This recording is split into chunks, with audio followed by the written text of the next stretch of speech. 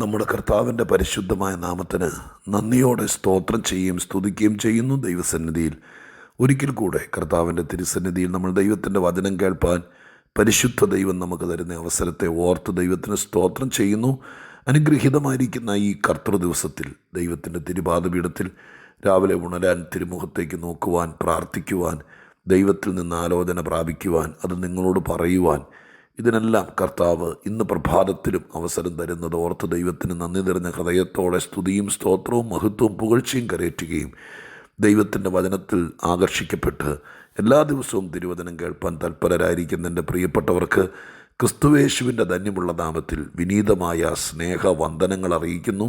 ഓരോ നാളും നമ്മെ അനുഗ്രഹിച്ച് കൈപിടിച്ച് കരുതി വീഴാതവണ്ണം നടത്തി എപ്പോഴും നമ്മെ സ്നേഹിച്ചും വാത്സല്യച്ചും ദൈവത്തിൻ്റെ കരുണകൾ നമുക്ക് തന്ന് അനുഗ്രഹിക്കുന്ന ദൈവത്തിൻ്റെ സ്നേഹവാത്സല്യത്തെ ഒരിക്കൽ കൂടി ഓർത്തുകൊണ്ട് ദൈവത്തോട് വീണ്ടും നന്ദി പറഞ്ഞുകൊണ്ട് ദൈവത്തിൻ്റെ ആത്മാവ് ഇന്ന് ഈ കർത്തൃ ദിവസത്തിൽ നാം ചിന്തിപ്പാൻ സ്വർഗം തന്നിരിക്കുന്ന ലളിതമായ, തീർത്തും ലളിതമായ ഒരാത്മീക ചിന്ത നിങ്ങളുമായി പങ്കുവെക്കേണ്ടതിന് യിരെമ്യാ പ്രവചനം 31-ാം അധ്യായം 10-ാമത്തെ വാക്യം ഞാൻ നിങ്ങളെ വായിച്ച് കേൾപ്പിക്കാം. യിരെമ്യാ പ്രവചനം 31-ാം അധ്യായം അതിൻ്റെ 10-ാമത്തെ വാക്യം. ജാതികളെ, യഹോവയുടെ വചനം കേൾപ്പീൻ, ദൂരദ്വീപുകളിൽ അതിനെ പ്രസ്താവിപ്പീൻ.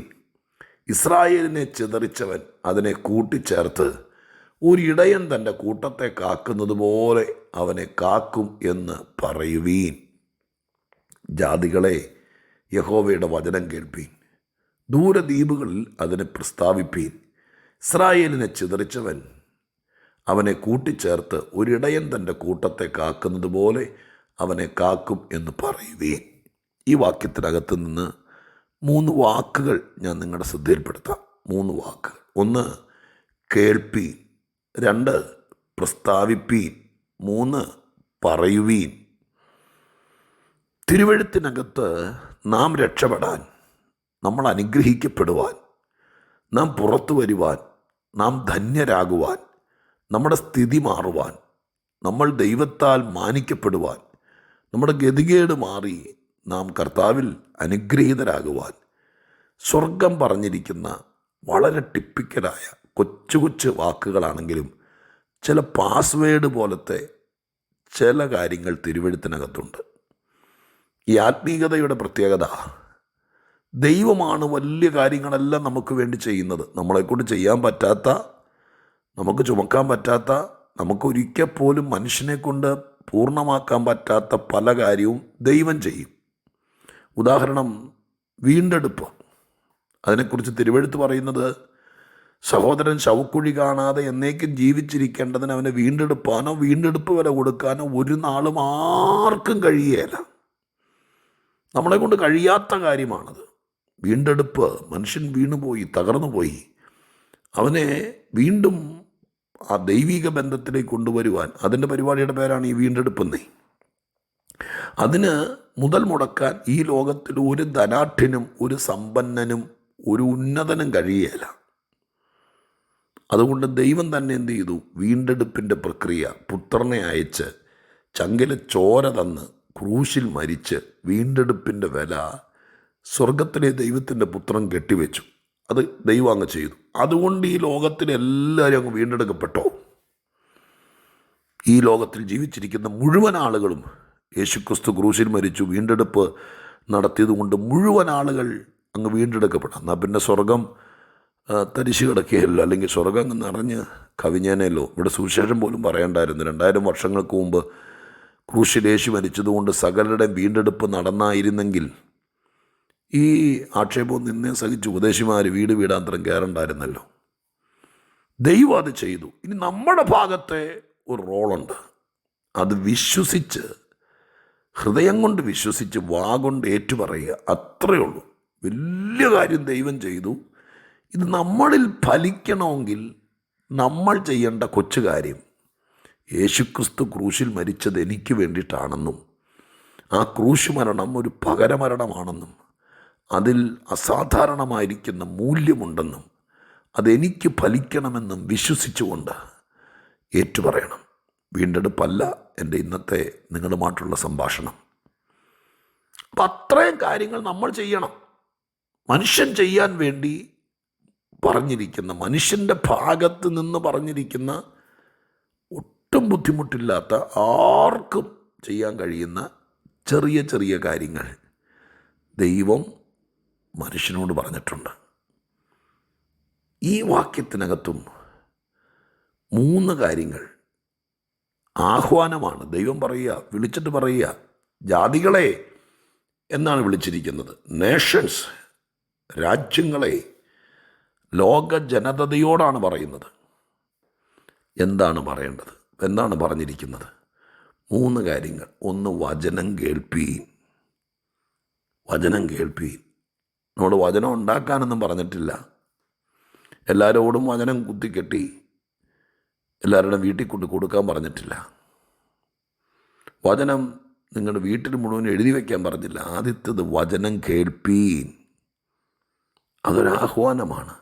വചനം കേൾപ്പീൻ. ഞാൻ നിങ്ങളോട് പറയാം, ജീവിതത്തിൻ്റെ ഏറ്റവും നല്ലൊരു തുടക്കമാണ് പ്രിയപ്പെട്ടവരെ വചനം കേൾക്കാൻ തുടങ്ങുന്നത്.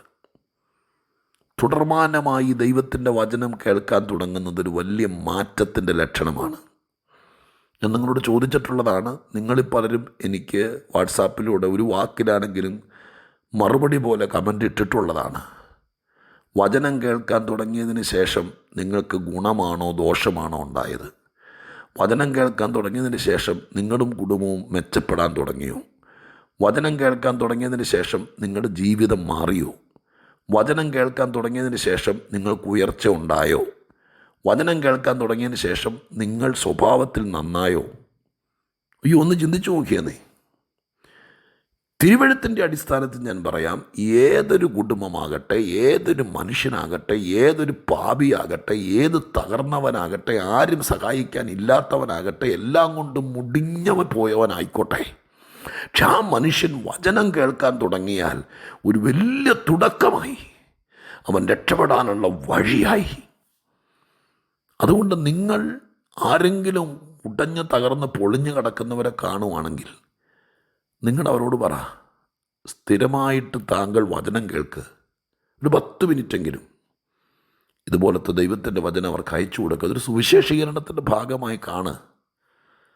10 പേർ, ഒത്തിരി പേര് എന്നോട് പറയുന്നുണ്ട്, ഈ രാവിലെയൊക്കെ കൃത്യസമയത്ത് ഇത് എത്തിയില്ലെങ്കിൽ ചിലരങ്ങ് വെപ്രാളം കാണിക്കും. അവർ പറയും, പാസ്റ്റേ ഞാനൊരു 25 പേർക്ക് അയച്ചു കൊടുക്കുന്നുണ്ട്. അവർ ചോദിക്കുന്നു, അതുകൊണ്ടാണ്. അപ്പോൾ ഇത് ചെയ്യുന്നതൊരു ദൈവികമായിരിക്കുന്ന പദ്ധതിയുടെ ഭാഗമാണ്. ഞാൻ നിങ്ങളോടും പറയാം, വല്ലപ്പോഴും ഒന്ന് ഒത്താ കേൾക്കുകയല്ല, സ്ഥിരമായി വചനം കേൾക്ക്. അതൊരു നല്ല തുടക്കമാണ്. വചനം കേൾക്കുന്നവരോടുള്ള 2ാമത്തെ ആഹ്വാനമാണ്, ദൂരദ്വീപുകളിൽ അതിനെ പ്രസ്താവിപ്പീൻ.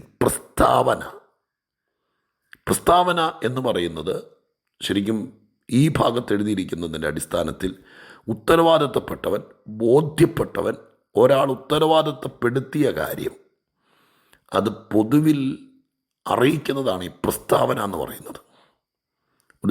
ഒരു കമ്മിറ്റി കൂടുന്നു. ആ കമ്മിറ്റി കാര്യങ്ങൾ കൂടി ആലോചിച്ച് തീരുമാനിക്കുന്നു. എന്നിട്ട് സെക്രട്ടറിയെ ചുമതലപ്പെടുത്തുന്നു. അത് എഴുന്നേറ്റ് നിന്ന്, അല്ലെങ്കിൽ പ്രസിഡൻ്റ് എഴുന്നേറ്റ് നിന്ന് അതൊന്ന് എടുത്തു പറയുന്നു. ഇന്നിവിടെ കൂടിയ കമ്മിറ്റിയുടെ തീരുമാനം ഇന്ന കാര്യങ്ങൾ ഇത്രാം തീയതിക്കുള്ളിൽ നടത്തണമെന്നുള്ളതാണ്. അല്ലെങ്കിൽ പൊതുസദസ്സിനെ കമ്മിറ്റിയുടെ റിപ്പോർട്ട് സെക്രട്ടറി അറിയിക്കുന്നു. അത് അദ്ദേഹത്തിന് തോന്നിയത് പറഞ്ഞതല്ല, ഒരു വലിയ കാര്യം നടക്കാൻ പോവുക. അത് കൂടിയ ആലോചന നടന്നു, അതിൻ്റെ ആലോചന പുറത്തു വന്നു. അത് ചുമതലപ്പെട്ടയാൾ പറയുന്നതാണ് ഈ പ്രസ്താവന എന്ന് പറയുന്നത്. അവനവന് തോന്നിയത് വിളിച്ച് പറയുന്നതല്ല.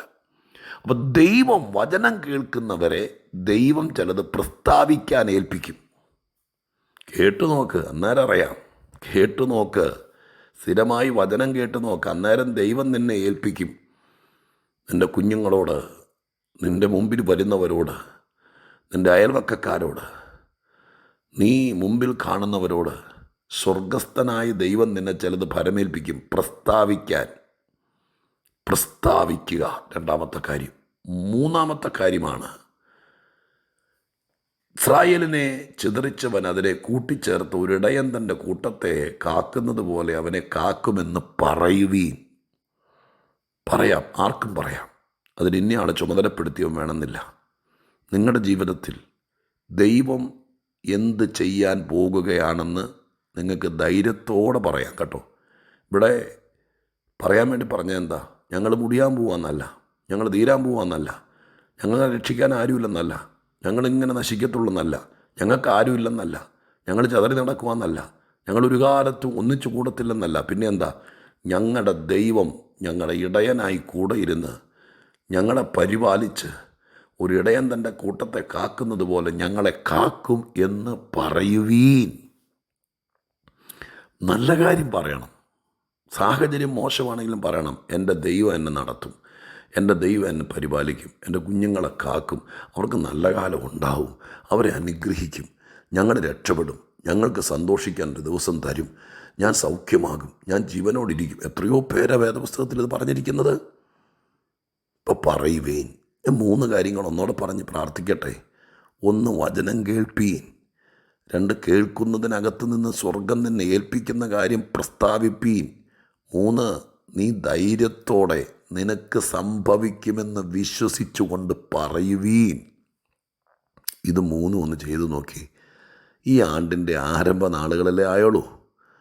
ഈ അടുത്ത കാലത്ത് നിങ്ങളിത് ചെയ്തു നോക്ക്. നിരന്തരമായി വചനം കേൾക്കുക. എന്നിട്ട് അതിൽ നിന്ന് കിട്ടുന്ന പ്രചോദനമനുസരിച്ച് ചില കാര്യങ്ങൾ നിങ്ങൾ പ്രസ്താവിക്കുക. നിങ്ങളോട് തന്നെ, നിങ്ങളുടെ കുഞ്ഞുങ്ങളോട്, നിങ്ങളെ അറിയാവുന്നവരോട്, ഇപ്പോഴത്തെ സാഹചര്യം മോശമാണെങ്കിലും നിങ്ങൾ പറയാൻ തുടങ്ങുക. ഞങ്ങൾക്കൊരു വീടുണ്ടാവും, ദൈവം ഞങ്ങൾക്കൊരു വീട് പണിത് തരും, എൻ്റെ കുഞ്ഞിന് ജോലി കിട്ടും, എൻ്റെ പെങ്കുഞ്ചിട്ട് കല്യാണം നടക്കും, എൻ്റെ ദൈവം അത് സാധിപ്പിച്ചു തരും, എൻ്റെ കർത്താവ് ഞങ്ങളെ കൈപിടിച്ച് നടത്തും. പറയാൻ തുടങ്ങുക. കുറച്ച് കഴിയുമ്പോൾ സ്ഥിതി മാറുന്നത് കാണാം, സംഭവിക്കുന്നത് കാണാം. നമുക്കൊരു ഭാഗമുണ്ട്, ആ ഭാഗം നമ്മൾ ഭംഗിയായി ചെയ്യൂ. നമ്മളെക്കൊണ്ട് ചെയ്യാൻ പറ്റാത്തതെല്ലാം സ്വർഗം ചെയ്തിട്ടിട്ടുണ്ട്. നമ്മൾ ചെയ്യേണ്ടത് നമ്മൾ ചെയ്യൂ. ദൈവം നിങ്ങളെ അനുഗ്രഹിക്കട്ടെ. പരിശുദ്ധ ദൈവമേ, ഞങ്ങളുടെ സ്വർഗീയ പിതാവേ, മനസ്സലിവിൻ്റെ മഹാദൈവമേ, അനുഗ്രഹീതമായ നല്ല ദിവസം, ഈ കർത്തൃദിവസം സ്വർഗം ഞങ്ങൾക്ക് പറഞ്ഞു തന്ന ലളിതമായ കാര്യത്തിനായി സ്തോത്രം. ഞാൻ ദൈവസന്നിധിയിൽ വിശ്വസിക്കുന്നു. കൃപ കൊണ്ട് നിറയ്ക്കണമെന്ന് പ്രാർത്ഥിക്കുന്നു. ആശീർവദിക്കണമെന്ന് അപേക്ഷിക്കുന്നു. എല്ലാവരും ഇതൊരു ഗുണപാഠമായിട്ടെടുക്കട്ടെ അപ്പാ. വചനം കേൾക്കുന്ന എല്ലാവർക്കും പറയാൻ നിറച്ച സാക്ഷ്യം കൊടുക്കണേ. പ്രസ്താവിപ്പാൻ ദൈവം അവരെ ഫലമേൽപ്പിക്കണേ. അങ്ങനെ അവർ അനുഗ്രഹിക്കപ്പെടട്ടെ. യേശുവിൻ്റെ നാമത്തിൽ പ്രാർത്ഥിക്കുന്നു. കേൾക്കണേ പിതാവേ.